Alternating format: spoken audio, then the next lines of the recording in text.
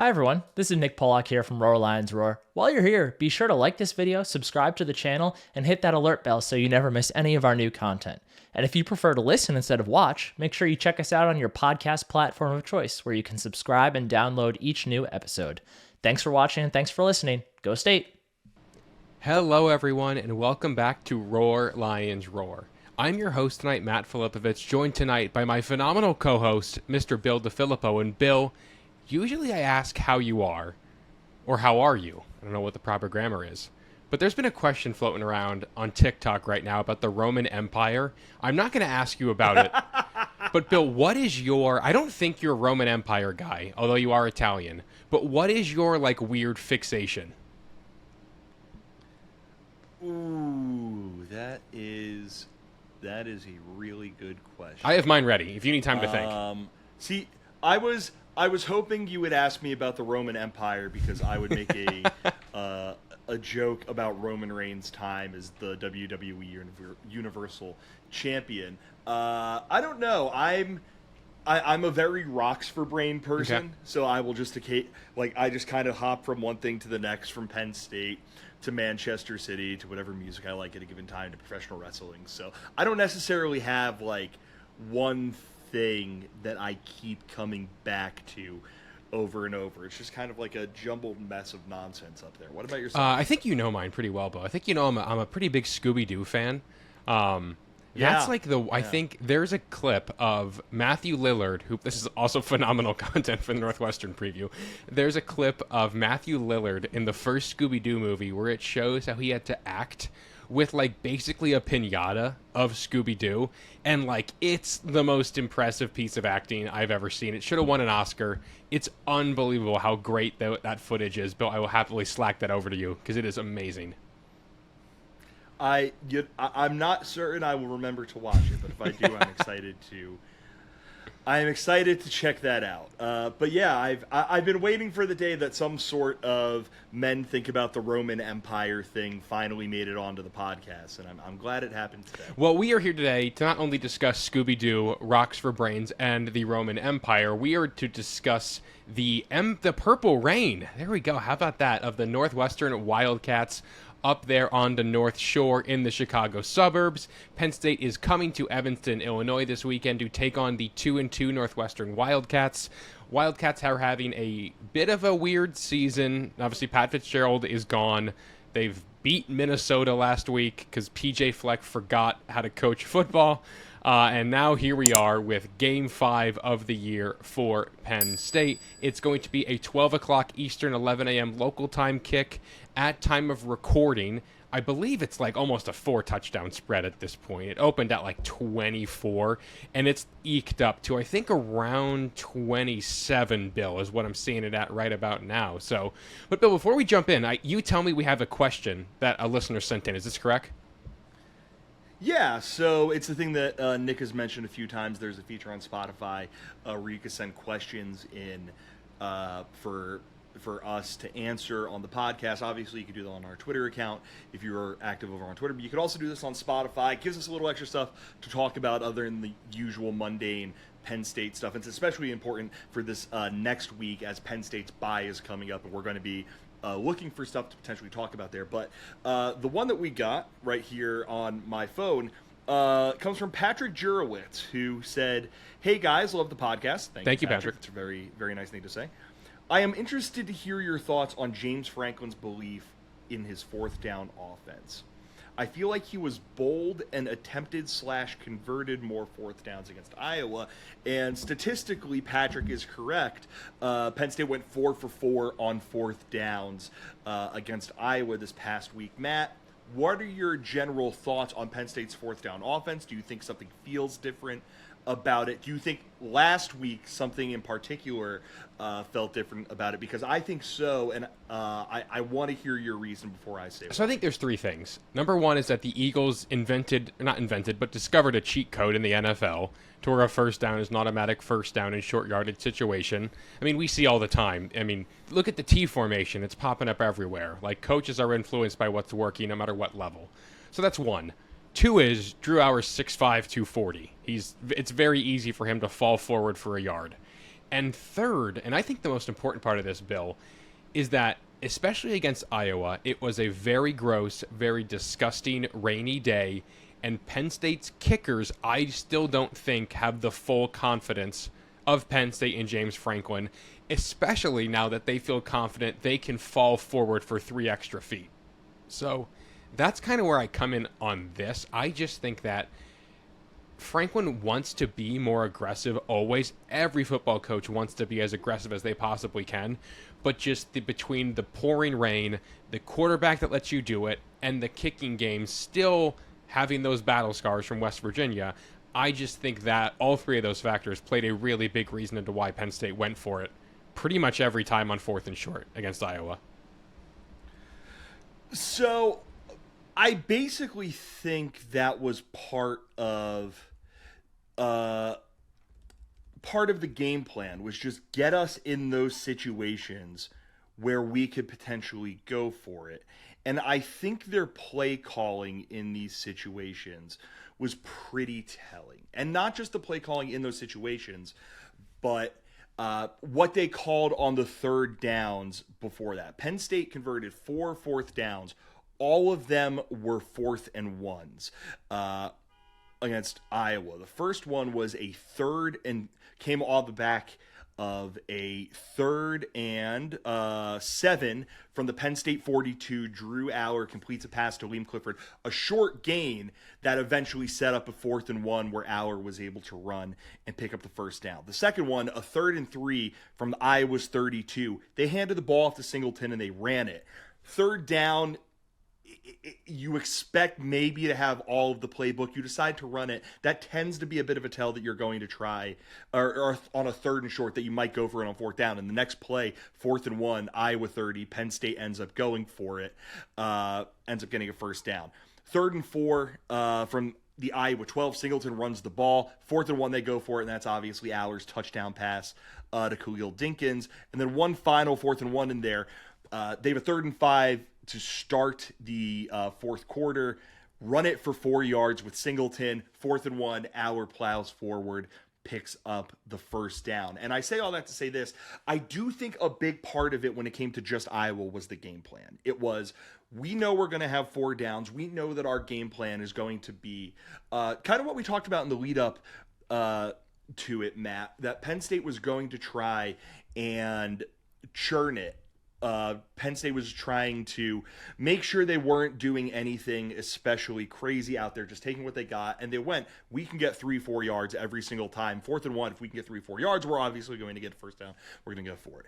As for a more philosophical thing, I think the Iowa game was just kind of, it really sticks out because they went 4 for 4. But the thing is, James Franklin has generally been a coach who tends to like to go for it on 4th down, depending on the situation. Back in 2020. We'll go back to the 2020 season.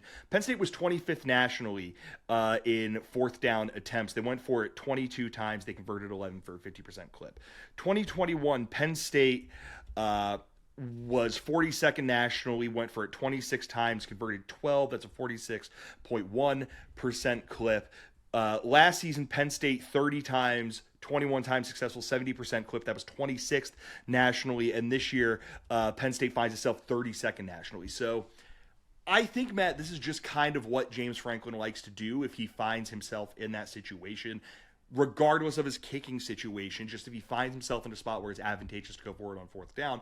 And I just think the Iowa game, and again, interested in your thoughts here, was a bit of an extension on how he normally likes to do things because they found themselves in so many advantageous situations with how things played out in the game. Yeah, Bill, I guess I kind of was just thinking more in like the context of just the Iowa game, more so than like a general philosophy for him as a whole. But like, I can definitely see them sticking with the T formation, which granted didn't really work that well against Illinois, and with this new QB sneak against teams like your Michigans or your Ohio States, but like this overall philosophy to keep going for it on 4th down, I think is going to apply to like Northwestern, UMass, Indiana, and those games where I think Penn State's just really going to value holding onto the ball and staying on the field as long as possible. So that's kind of where I fall. Yeah, and good. And one thing I think with the T formation is we don't think of it like this. but that's a triple option formation. Yes. Right? Yeah. You could run it with the left running back and have him follow a caravan of blockers past the right side. If you were just viewing it this way, left running back to the right side, right running back to the left side, there are two options. And the third option is the quarterback sneaking it. And the way you think about that as three options is Aller is standing there before the snap looking at where they are overloading guys. If they're putting everyone they can in between the two guards and the center in an effort to stop him from sneaking it, he then just has to look side to side and figure out where he's handing it. Or if they're trying to take away that sort of thing, I mean, Hunter Norzad, I believe, has been their offensive player of the week. First, he was against Illinois, and I believe the entire offensive line was last week. The past 2 weeks, you could just follow him right through the center of that line. Yeah. So they have multiple options out of that look before you get to the like want to throw out of it, want to do anything else. Just those three things, you can pick your poison, and whichever one you determine is the best before the snap, especially with the aspect, Matt, of Aller being able to sneak the football. You can get a first. If it's a 4th and 1, maybe a 4th and 2, depending on the situation, you can get a first down almost whenever you want out of it. Oh yeah, which is, again, the Eagles are proving that to be like a true cheat code. So not a bad place to be for Penn State to have those kind of options on 4th down. But Bill, first of all, thank you for the question. That was awesome. Please keep those coming. And then Bill, let's kind of shift focus now into Northwestern as a whole. Like we said, 2-2 on the year. I believe they're 1-0 in the Big Ten. I think 1-1 in the Big Ten. They played Rutgers week 1. So better than last year so far. They've won a game in America, so that's exciting. Bill, what are your overall thoughts on Northwestern? It feels like a team that is playing really hard for each other. I think there's a lot of value in that, but this might end up being the worst team in the Big Ten. Yeah, I mean, they're certainly up there. I believe that entering this week, they are the worst Big Ten team in SP+. They're at 93rd. A couple of other Power 5 teams are below them in that metric, but I believe they are the worst of the bunch in the Big Ten. Quick Skim tells me that it's them, and then the closest to them is Indiana, which is 85th in SP+, 8 spots ahead of them. So tough team to get much of a read on. It is amazing how much of this season just kind of feels like, as an outsider, this season doesn't matter with David Braun getting promoted to interim head coach following Pat Fitzgerald's ouster. And it feels to us, Matt, like it doesn't matter, but like it's very hard for me to say that on the heels of them really gritting their teeth and making up a 31-10 fourth quarter deficit to come back and at home and defeat a Minnesota team that I think is probably decent in overtime. So I don't have a great read on them. I think they are probably not an especially good football team, but I don't think you win a game like they won last week unless you have some heart. And at the bare minimum, like it can sound patronizing saying that, but at the bare minimum, that really is something, all things considered, for them to hang their hats on as they enter the Big Ten portion of their schedule. Yeah, and there's always danger in the Big Ten. Like, the good news is the forecast for this week looks absolutely gorgeous. Like, it's going to be a beautiful day in Evanston. So, like, it won't be that sloppy game that we saw, last year when Northwestern came to Happy Valley in, like, the remnants of a tropical storm.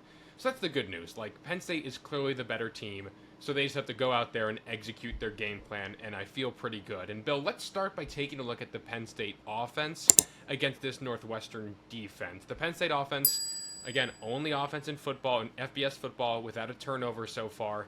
I believe they're also number 1 in time of possession. Bill, I think against Northwestern, we're going to see a shift. I don't think Penn State's going to try to grind this one out, partially because 11 a.m. local time kick, that's a tough thing to do. I think it's really hard to go out there and be that focused for 4 quarters. Do you foresee this being the kind of game where the big plays can finally return?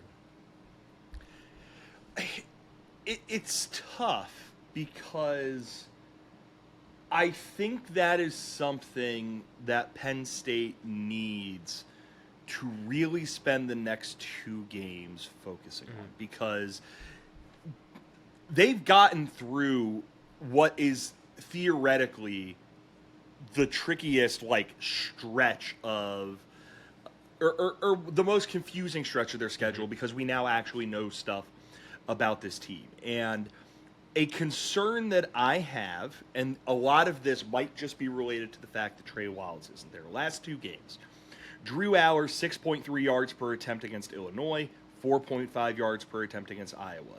Katron Allen, 4.2 yards per attempt against Illinois, 3.4 yards per attempt against Iowa.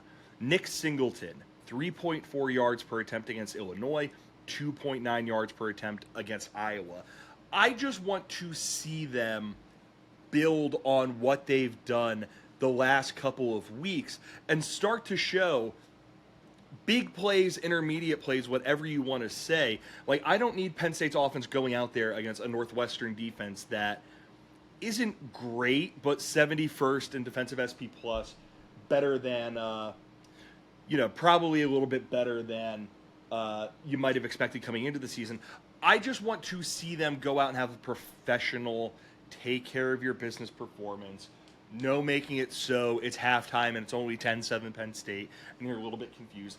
I just want to see them go out there and impose themselves. And if that turns into being able to answer the big play question that does exist, James Franklin thinks that exists, so the question does exist, I think that would be a really good thing. But I would say this, Matt, and I want to hear your thoughts. If we can't see Penn State generate big plays in this game, I'm going to start being really, really concerned, as even if in a win, as I think about Ohio State and Michigan. What about you? I think yes. I don't think I'll be. How do I want to word this? I think the alarm bells will start going off for me. Yeah. It feels like Villanova 2021, where they didn't dominate that FCS team. It's similar vibes to that. If they can't hit explosive plays against a Northwestern defense that ranks 100th in yards per play allowed, that's going to be a problem. So Trey Wallace did play a good chunk of snaps last week. Amari Evans did as well. Neither one did a lot in the stat sheet, but this is the kind of game, I think, where you can bring them back into the fold. Keandre Lambert-Smith is your big play threat. He's going to get his, but now it's time for Dante Cephas, Caden Saunders, Liam Clifford to go out there and rip off those big 30-yard receptions. And then for Katron Allen and Nick Singleton, I feel pretty confident one of them is going to break a big run this week. I think that's definitely going to happen. I think either Singleton or Allen are finally going to hit that lane. I think it's game 5. They're settled in by now. The offensive line is really finding a groove. They have 7 guys who I think are really talented. So if they don't hit it in this environment, in really perfect weather against a Northwestern defense that, while is better than we expected, still isn't great, then I think we can starting to worry. Again, I made the point last podcast that we're a third of the way through the season already. We have enough games under our belt now where we have to start making assumptions and have to start making, forming our own informed opinions on this team. And if they can't get, what do you think, Bill, 5 plays of 20-plus yards? Does that feel like too much? I don't necessarily want to put a number on it, just because if they go out there, they hit 3 of them, and next thing you know, it's 21-0, and they decide to pull the handbrake a little bit and just go into, we're going to see this one out mode. I'm not going to hold that against them. I just want things to look easy, right? That's what you want out of a great team. You want things to look easy, especially considering the first Big Ten road game thing is out the window, and their second Big Ten road game is in almost the exact same environment, only this one is going to be a lot quieter and a lot more sleep, or at least they're expecting it to be that, compared to when they played against Illinois. A lot more Penn State fans there too. You would think. Yeah. So I definitely think that. Do you have a guy in particular, Bill, that you're looking to make a big play who's not, Keandre Lambert-Smith?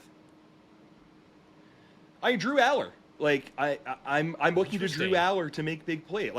I want to, for how great it has been not seeing him turn the ball over, for how smart he's been about taking what a defense gives him.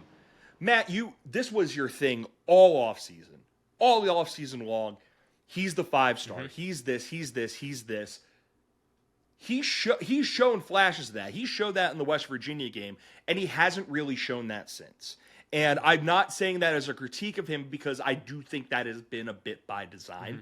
But if Penn State's now that they've gotten that first month out of the way, now that they've gotten that first road game out of the way, that first game out of the way, that game against the number 1 defense in the country out of the way, it's time for this offense to start making this next step. And how do they make that next step? By Drew Aller going out there and being the 5-star. And this is an opportunity for him to go out there against a not great defense, but one that's going to be playing with a little bit of pride, and show off the arm talent, show off what he has between the ears, show off all of these things before we go 2 more weeks before seeing him play football again. So I'm looking at Drew Aller. I want to see him push the ball down the field a little bit more, instead of going, all right, 6, 7, 8 yards, I'm just going to take that all day. I want to see how he can. I want to see, since we haven't seen that a ton since that West Virginia game, how he is able to do that as the season has gone along, as there's been a little bit more put out there about him, and as we've started to build up this narrative of the big plays aren't there in Penn State's offense so far this year. I'd almost rather see him like chuck a deep ball and have it be picked off than not in this game. Like, I want to see, first of all, I want to see how he bounces back from a pick. As cool as it would be to go the whole season without an interception, I am going to bet a lot of money on anybody to not do that. That's just impossible to do, I think. Yeah. And also, I think that that's going to show that, okay, Aller at least saw something that made him feel comfortable taking a deep shot. And again, we really haven't seen that in about a month at this point. So that's yeah, I think Aller's a really good pick there. It's a bit outside the box for what I was going for, but I definitely see what you're saying. So, and Bill, speaking of, I didn't expect to do this now, but I have a good transition. Speaking of things outside the box, do you know what you could pull out of a box, Bill? I was going to say, isn't this more things that come in a box? Well, it comes in a box. You could take it out of a box. Well, it's not even a box. I believe they sent them in like the first class USPS like package, like oversized envelopes types of thing. But neither here nor there. Just keep talking. We are talking, of course, about our podcast sponsor, Home Field Apparel. Of course, you know about them by now, but on the off chance you have not heard of Home Field Apparel, they make some of the coolest collegiate apparel in the marketplace today. Crew necks, hoodies, sweatshirts. They have pretty much every FBS and FCS team under the sun, and they are always adding more. They have a great Penn State collection of about 28, it might be 29 items now after the most recent drop for the Iowa game. They also have Northwestern, they have Iowa, and they make sure they go out there and they find unique designs that are going to make you say, wow, I have not seen that anywhere else but homefieldapparel.com. So our listeners can get 15% off their first order with promo code RLR23. Again, that's 15% off your first order with promo code RLR23. Thank you to Home Field for sponsoring this podcast. And Bill, Penn State's defense is pretty good.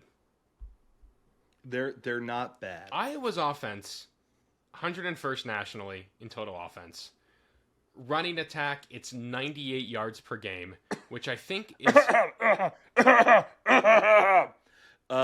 I'm not one to ever say, don't be mean to an opponent. But you just said this was Iowa's. Oh my goodness, I'm so sorry. Oh, I'm so sorry, Northwestern. Yeah, That's apologies to Northwestern football. That would be that's mean. I saw the 0 in the 101, and I just automatically went to Iowa. Northwestern's offense is 101st nationally. Their rushing offense, they're averaging 98 yards a game. I think Penn State's allowed fewer than that in the last 2 games combined.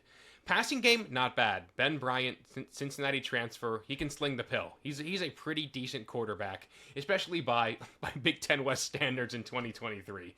Scoring is in there at 90th nationally, so nothing too crazy, and they've allowed a lot of sacks already. It's 11 through 4 games, and I think one of them was against an FCS opponent, and one of them was against UTEP.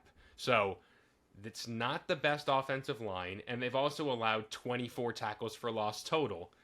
Bill, for a Penn State defensive line especially that feels like they really hit their stride last week, how do you hope this team goes out there and attacks a Northwestern offensive line and Northwestern offensive attack that is fine, but I think maybe going to end up being one of the worst 3 Penn State plays all year?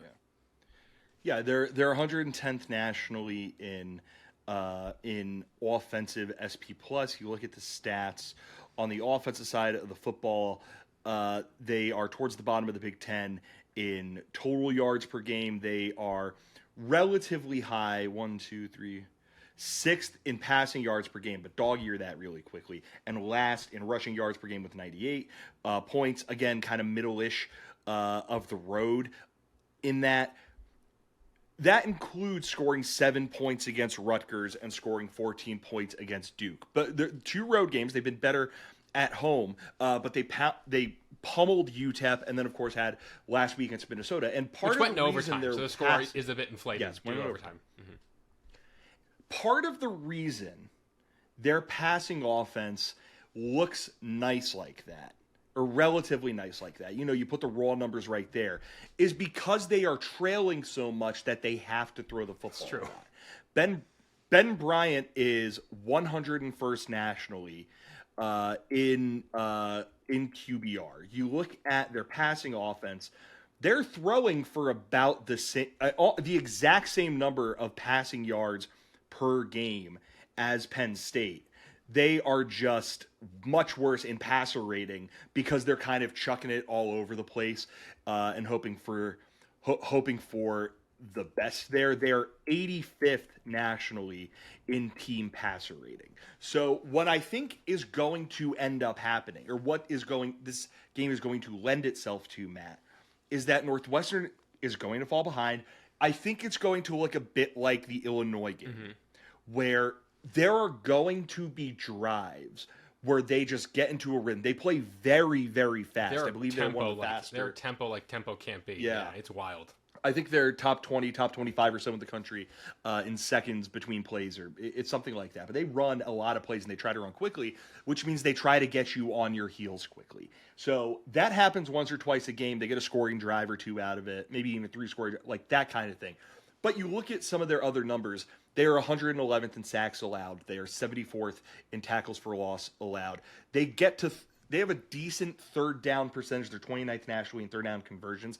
They're 29 for 61. They're at about 47%. So what I think this game is probably going to turn into is anytime they try to run the ball, Cam Porter is a nice running back. He's a 4.1 yards per attempt. They're going to try to get the ball in unique ways into the hands of former Michigan wide receiver A.J. Henning.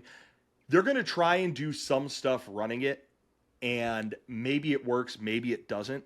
But when they drop back to pass, Ben Bryant, very well-traveled quarterback, started at Cincinnati, went to Eastern Michigan, went back to Cincinnati, is now at Northwestern.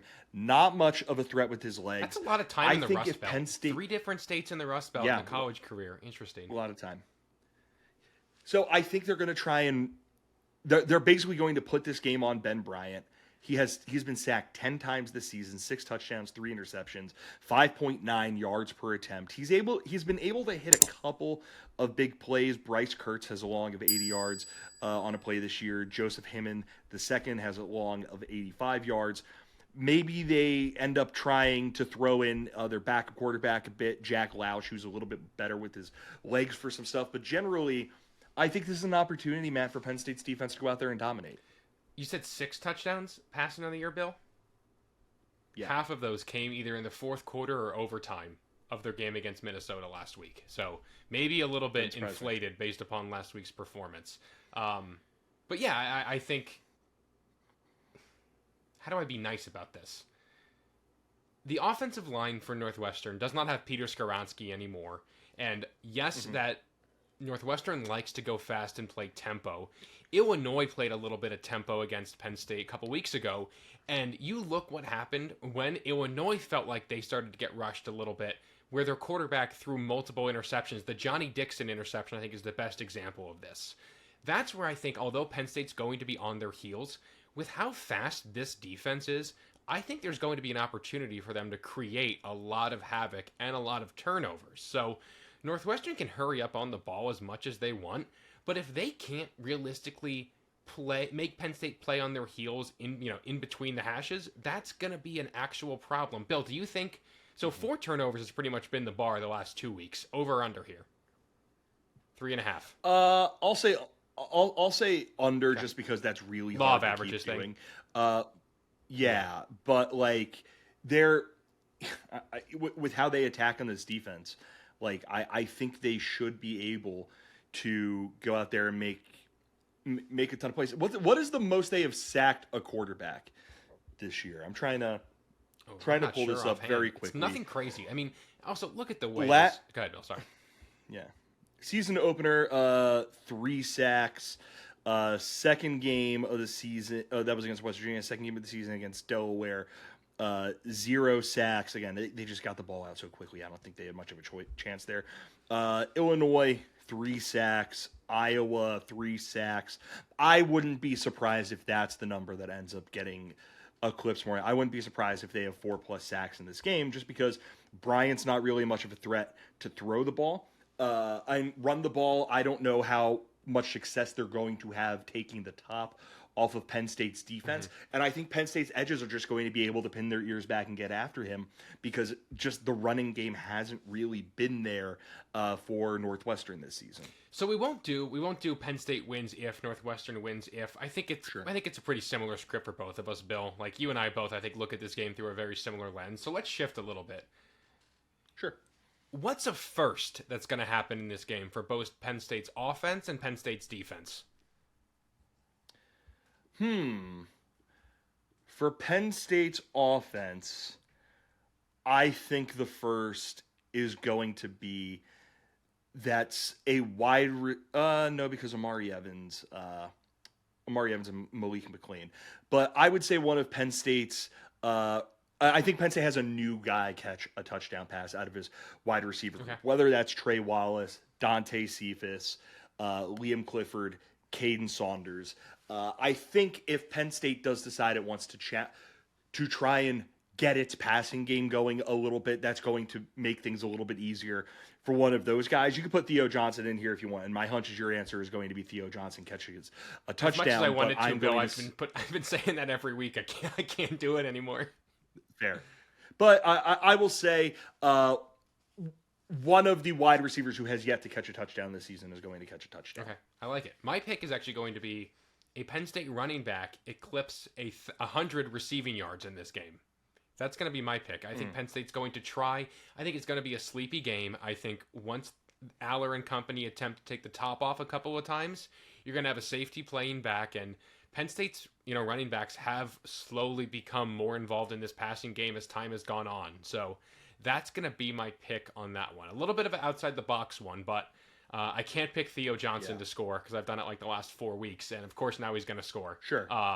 If not, Tyler Warren will, because he's #1 overall pick. So, Bill, before we get out of here, give me a final score prediction for this game. Penn State Northwestern. Again, it's like a 27-point spread at time of recording. 11 a.m. local time kick in beautiful Evanston, Illinois. Yeah, I'm trying to look and see if I can find what our dear friend Bill Connolly has for a projected score this week. Give me one second. It's a lot to a little. I think that it's bigger than the spread. Yeah, it's a lot to a little.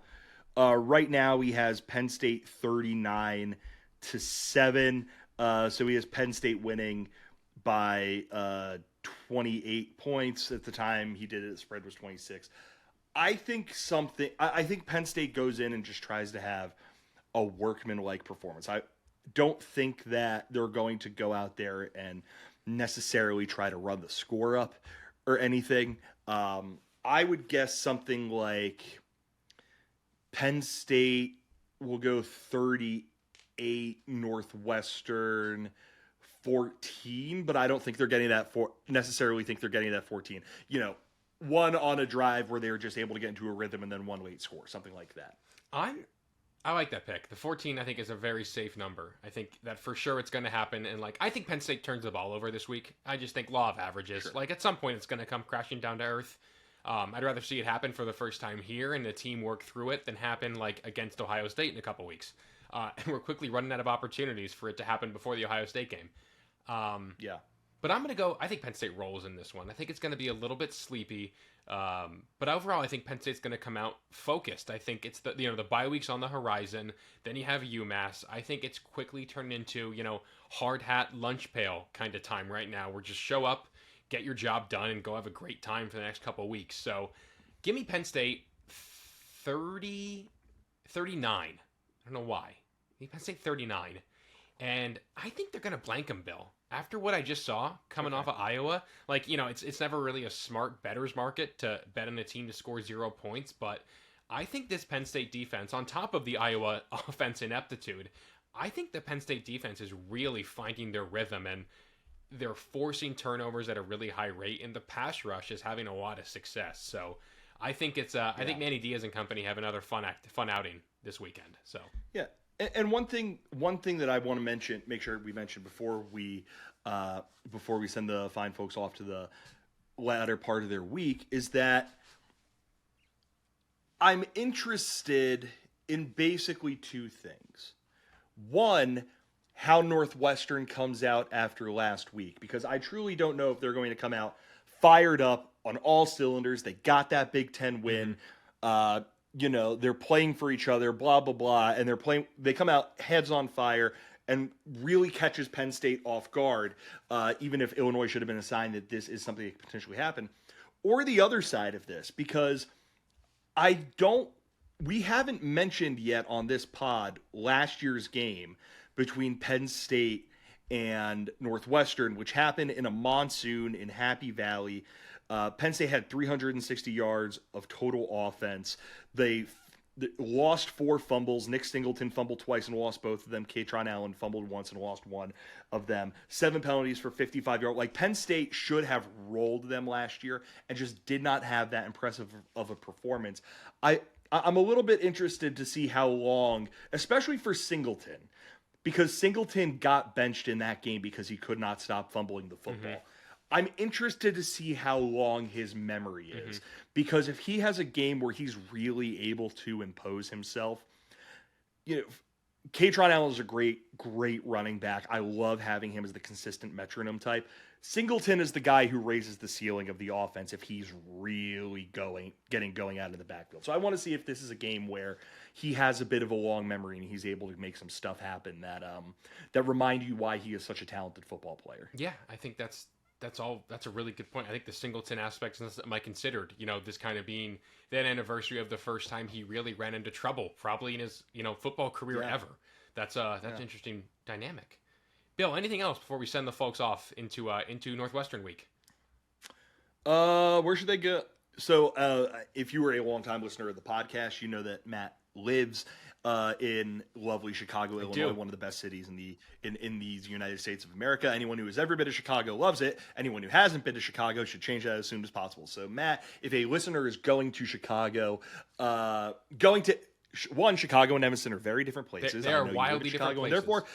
And therefore, I need to say that, because if you say Evanston is Chicago to the wrong person, they get really mad at you. Where would you recommend the people spend their time before the game and after? So early kick makes it a little bit tough, but the Purple Line will take you right up there. If you're coming into town on Friday, I got a ton of great recommendations. If you're going to do pizza, Chicago deep dish, for me, not my favorite, but Pequod's Pizza in Lincoln Park. They have another spot, I think, in Morton Grove in the suburbs, if you're staying out that way. But Pequod's Pizza, get it tavern style. It is the best pizza in the city, bar none. If you watched The Bear, that's the place that Richie goes to give that fancy dining group of people. What a weird way to say guests.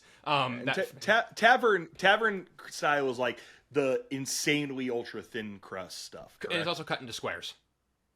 Cut into square, yeah. That's great. Bird's Nest Wings in Lincoln Park. They always win best wings in the city, and they deliver every single time. It's not too far from DePaul's campus. If you're going to take the train, jump off at the Fullerton stop, the red line, the brown line, the purple line, I'll stop there. That's a good spot. If you're going to, the White Sox are in town. If you're looking to go to a baseball game, Sox are trash, but cool stadium, not far from the red line.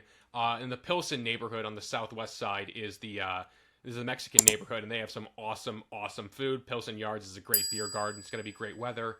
And then if you're going north, there's a ton of great breweries in Ravenswood, which is a neighborhood on the far north side. But realistically, I understand a lot of people from out of town are going to want to hang out around Wrigley Field, even though the Cubs are away. Wrigley is a much younger crowd.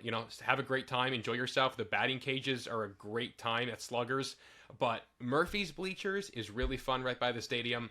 And then off the beaten path a little bit, not off the beaten path, but away from the main drag, there is a bar called Sheffield's with a great outdoor beer garden that has some really, really good wings as well. That's a spot I actually used to live right by and it was one of my absolute favorite places to stop by. So good crowd, nice people. Cubs being out of town probably takes some of the energy out of Wrigley, but it's still a fun area. And if you have any more questions or you want more recs, again, some of you already reached out, but feel free to DM me over on Twitter or tweet at the blog, and I'll be happy to send more your way.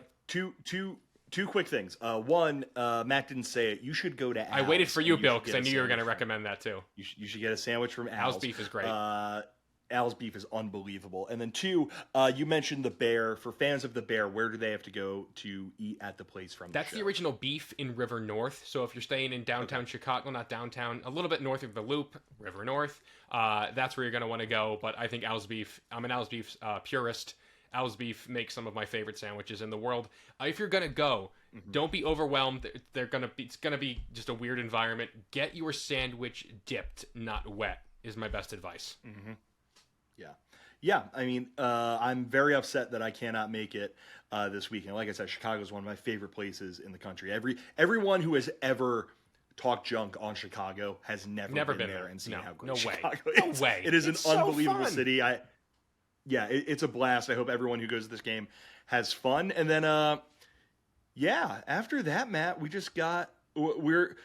need to figure something out for the bye week. So if you are one of our listeners on Spotify, use that Q&A feature that they have and submit questions for us so we can have stuff to talk about going into the bye week and then maybe a little bit ahead of Penn State's game against Massachusetts coming out of it. That is my spiel for the end. I now hand the reins over to Matt to send you into the weekend. Thank you so much for listening. This has been a pleasure. Thank you so much for joining me. If you enjoyed what you heard, be sure to leave us a 5-star review on your podcast platform of choice. If you're watching on YouTube, hit the like button, hit the subscribe button, leave a comment. We always have a great time interacting with you guys. Be sure to be cool down there in the comment section. YouTube comment sections can be weird places, and don't make this one of them. Be sure to follow us out there on Twitter over at RLRblog. We're always tweeting during the game. Bill, I think you're on Twitter this week. I was tweeting last week during the game. You got the reins this week? Should be. Very good. So be sure to follow along for Bill's thoughts on the game. I'll probably tweet from time to time in the actual... I'm going to this game. Did I say that? Yeah, I'm going to be taking the train up there with friend of the show, Stanley. So I'm very much so looking forward to going to see my Nittany Lions in person for the second time this year. And, if you're there, enjoy the game. Have a great time. And again, thank you so much for listening. For my co-host, Bill DeFilippo, I'm Matt Flibovitz. Take care, everyone, and go State.